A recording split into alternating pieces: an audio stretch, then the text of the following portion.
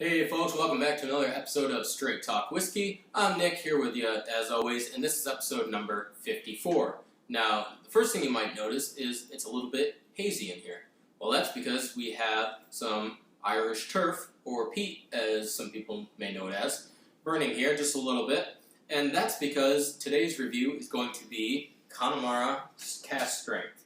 It is a peated single malt Irish whiskey, and one that I have grown to really love and sort of take a strong liking to, because A, it's delicious, and B, it's just so different from what we think of as typical Irish whiskey these days. So, burning the turf here, I was in Ireland, as you may know, last May, and visited Connemara actually, and the Ballynahinch Castle, which, after burning a block of this, I was like, this is exactly what I smelled there.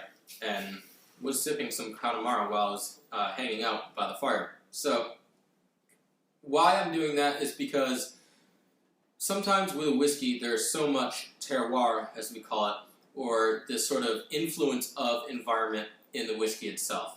Now, this is distilled, produced, bottled by Cooley Distillery, and there's just the peat in it adds just so much of this Irish flavor to the whiskey in terms of it's just different. It tastes different than some scotches that I have had that are peated, some of the Isla's single malts. And certainly there are similarities, but there's just something so raw and just Irish about this whiskey. And certainly after being in that region, which is just wild and unaltered terrain, just rugged, and it's just really a beautiful country. And just to be in it, if you haven't been there already, or maybe you have, it's just a phenomenal place on the west side of Ireland, and sort of that's why we've added a little peat burning session here, just to give a little bit of flavor to our whiskey tasting here, if you will. So we'll pour just a little bit. Now, I know you might be saying that, well, you're burning some peat, and isn't that going to negatively affect your whiskey review because, you know, you have a strong scented aromas coming around in the air. So last night I've actually sort of took my first pass at this and really got down my nosing and tasting notes down, so that when I came into the review today, I didn't want to feel like I was giving sort of this not entirely truthful sort of review of this Connemara Cask Strength. So there's just that. The first thing that I want to point out is that being bottled at cask strength and 57.9% ABV at that, which is very high, I do have the water out to give it a little bit of water after we take the first few sips at just cask strength. Because what I found out is that you really don't need to add too much water to this. Now, I know a lot of particularly Scotch whiskies that are up there in age take water a little bit more gentler, even if they are higher ABV and higher proof, because you don't want to let all of those flavors sort of get muddied down and that sort of thing. But with this being at cask strength, the inclination would be, okay, we need to get it down to something more palatable, like a 35 to 40 something ABV, where you can really sort of pick out the nuances and things like that in it. But with this cask strength version of Connemara, it stands up on its own, and it really doesn't need that much water, because what it does so well is give you these certain flavor profiles and aromas that I'll go through in a minute here. So be very sort of careful and conservative about your water adding. So there's that. Now, if we take a look at this, that's just, and hopefully it picks up on camera, but it's just a beautiful, light, pale, really pale gold color in there. And if you if you're a little bit more experienced, you can probably tell there's no caramel coloring added in that. And we go a little step further with, oh, some full disclosure here. Undiluted with no chill filtration or coloring. Capturing the true essence of Connemara peated single malt Irish whiskey.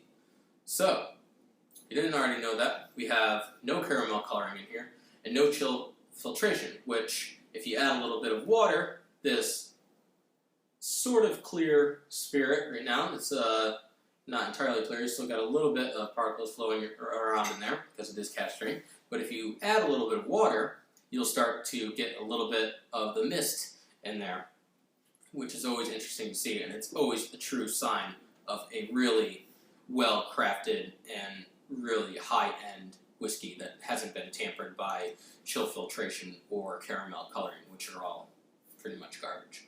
So, let's go in for the nose. Right off the bat, what you're getting is a really heavy sense of the malted barley character in it.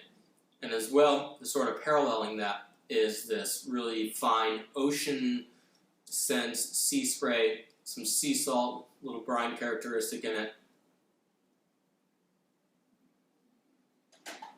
And even a sense of a little bit of lemon and definitely some very sweet honey scents that is in there. But in terms of the nose, there isn't sort of a huge sort of envelope, if you will, of different flavor profiles. But what it does is it really hits the nail on the head with the very few flavors and aromas, really, that go into this. So definitely the turf, is you can smell that right off the bat. There's nothing subtle about that, but it's definitely balanced very nicely with the sea spray, the salt, sea salt, and the malted barley. It's absolutely phenomenal. So let's go in for a taste at 57.9%.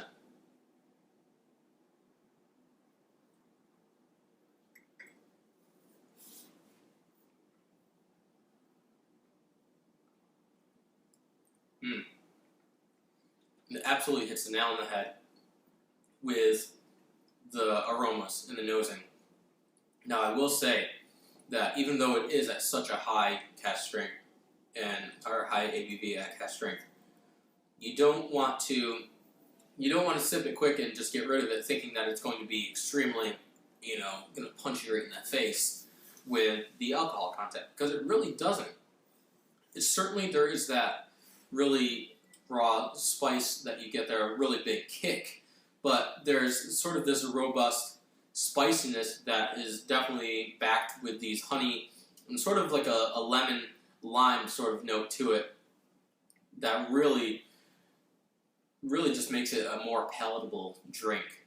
And I think what's also helping that out is being a single malt and distilled twice, is you have a really heavy current and solid foundation of the the malted barley content that's in there. So it's all these things just balancing themselves out to make this a really phenomenal whiskey. It's absolutely brilliant.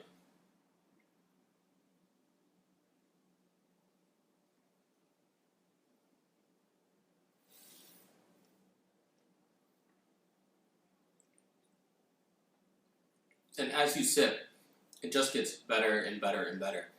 I'm not getting the strong punch of the alcohol content in there, which is just surprising at 57.9% ABV, that they created such an amazing whiskey that is full of the sea salt, malted barley flavors that are in there. And so we'll go ahead and add a little bit of water to see if anything's changed. Again, I would recommend, if you have been around whiskey a little bit and know and sort of have tasted things at a little bit higher ABV and sort of gotten your nose and palate accustomed to it, to try this at cask strength. Just try it. Even, we're going to add just like 1 or 2 more drops in here. That'll do you. But yeah, just try it at cask strength and see how you like it. That is, if you can get your hands on a bottle of this, because it took me a while to sort of get my hands on this. But knowing how good it is now, I probably should have grabbed in like 65 bottles of these, which I clearly don't have the money for. But anyway, so what you see, and you don't see it a lot with Irish whiskeys because the triple distillation really gets out a lot of the impurities that are in the whiskey, more so of the solid sort of bits that are in the whiskey that really do add a lot to the flavor. But you'll see in this, it does start to get a little bit cloudy, not overly much. You know, we're not just saying that for the sake of it being double distilled, and it should. So there's definitely a little bit of it, but not overly so. I would like to know what the age is on this, but as we say, as I've said in other reviews, if you stroll it around, you get a little bit of legs on the glass. Now, sometimes, like wine connoisseurs know, that's an indication of age. You can't count the legs and divide by a certain number and get the actual age. It just doesn't work like that. But it's also an indication of alcohol content. So there can sort of be a little bit of mixed messages there. If you have something that's a lower ABV and you see a little bit longer legs like that, maybe that is saying that it's been aged a little bit longer. But when you have a high alcohol proof and an unknown age, it's really hard to tell what is giving it that sort of quality on the edge of the glass. But I switched to the Capita nosing glass just because I really wanted to get a real punch of those flavors and aromas that are in it. So let's go back again. Let's see if anything has changed.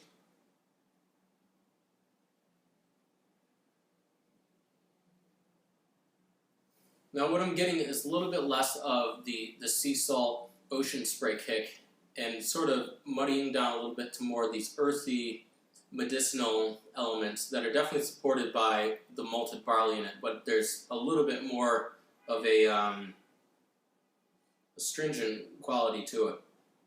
Now, it's not saying that that's a bad thing, it's just sort of a reaction to the adding of water here.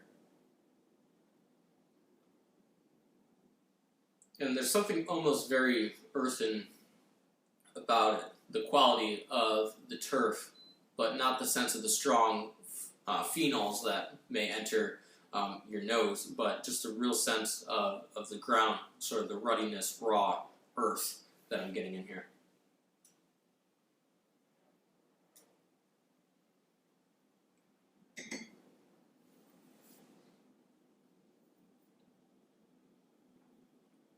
Now, adding a little bit of water, and just a little bit, is really starting to evolve this in a way that's not feeling like it's diluting it at all.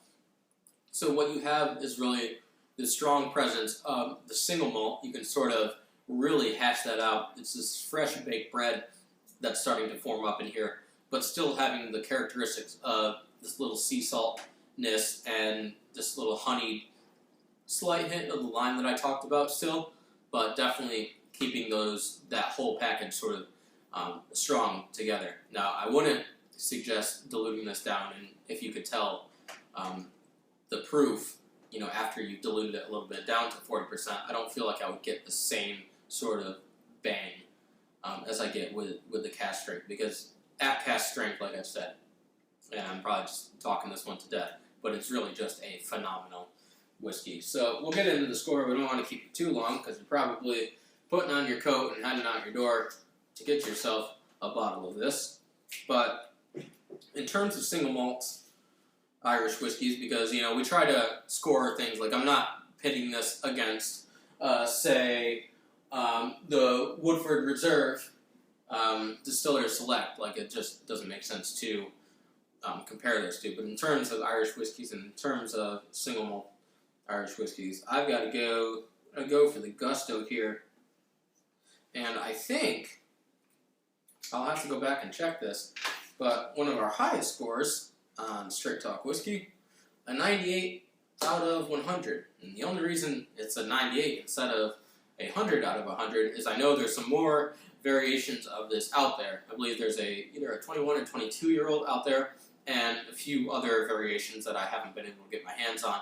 But, you know, once those outlets start presenting themselves to me, I'm going to be jumping on that. So, that's it for episode number 54. I had a great time. Hope you had a great time. Hope you have a great week. And as always, if you're going to drink, drink responsibly, as always. And we'll see you next week.